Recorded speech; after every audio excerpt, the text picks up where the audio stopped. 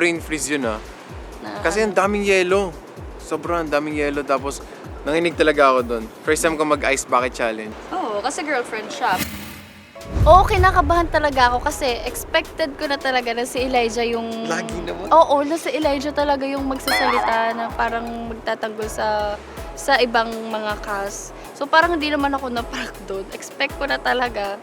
Pero kinabahan ako kasi hindi talaga Kasi pumapatol din siya. Oo, hindi ako sanay na magmaldita, lalo na kay Elijah. Parang nung kukonsensya ako, pag nagmamaldita ako sa ibang tao.